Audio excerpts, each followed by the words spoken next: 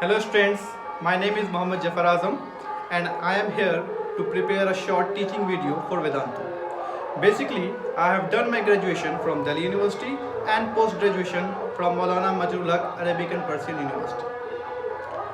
Today, I will teach you about force. What is force and what are the effects of forces and what are the types of forces. Before begin, let me give you some example. To move an object, you push the object. If a ball is at rest and you want to move it, you push it by your leg. To open the door, you push it or pull it. So everything requires force. So in simple words, we can say that a push or pull on an object is called force. So SI unit of force is Newton. It means force is measured in newtons. Like you measure mass in kg or gram, in the same way you measure force in Newton. And what are the effects of forces? Then talking about the effects of forces, forces can change the state of an object at rest or motion. How it will happen? Suppose a ball is at rest and you want to move that ball. Then you will apply some force on that ball, then that ball will move. And suppose something is already in motion and you want to stop it. Suppose a ball comes towards you which is in motion and you want to stop the ball, then you will catch it.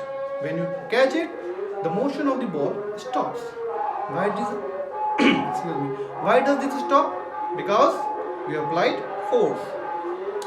Force can also change the direction of the motion. Like when you are batting and a ball is coming towards you, then what will you do? You will hit the ball. A ball which was coming towards you, you hit the ball, you change the direction of the ball because ball has gone to another direction. And third thing you can do is force can change the shape of an object. Like when you push the toothpaste, the shape of the toothpaste changes. So force can change the shape of an object also. Now, what are the types of forces? Forces are of mainly two types on the basis of contact. One is contact forces and other is non-contact forces. Contact forces are those forces in which the physical contact between the two objects is necessary. Like to move an object, you push the object. It means the object and you are in physical contact with each other. So there are two types of contact forces, muscular force and frictional force. Talking about muscular force. Muscular force, when you are walking, when you are running, when you are swimming, these all requires muscular force. And talking about frictional forces, when you hit a ball which is at stationary, it will start moving. After moving some distance, it will slowly stops. Why does this stop? Because of the frictional force exerted by the earth on ball. That's why ball stop.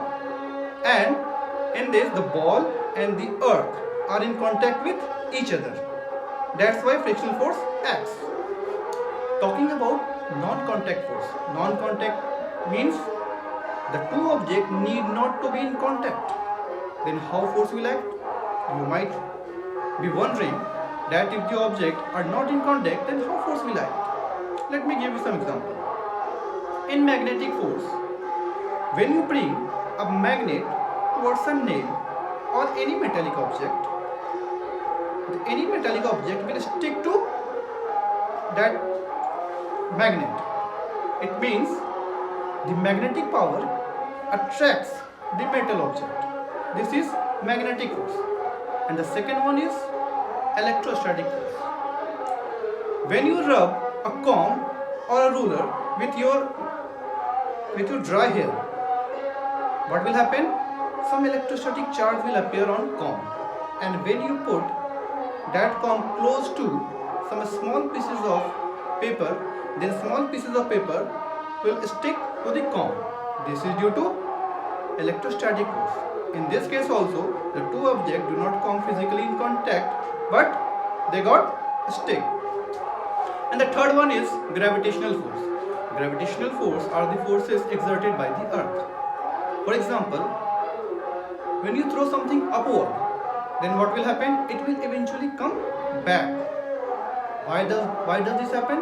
Because the earth exerted gravitational force on that ball and that ball come towards the earth. While you jump, you eventually come back. All these things are due to gravitational force. And what happens if one or more forces acts on the same object? Then there are two possibilities. When the two forces acts on the object in the same direction. Let me give you an example. This is an object and these two forces F1 and F2 acting in the same direction. Suppose F1 is 5 Newton, F2 is 5 Newton. Then the resultant force will be F1 plus F2, that is 10 Newton. 5 Newton plus 5 Newton, 10 Newton. What happens when one force acts in this direction and other force acts in this direction? Suppose a 5 Newton force is acting in this direction and same 5 Newton force is acting against this direction. Then what will happen? The resultant force will be the difference of these two forces.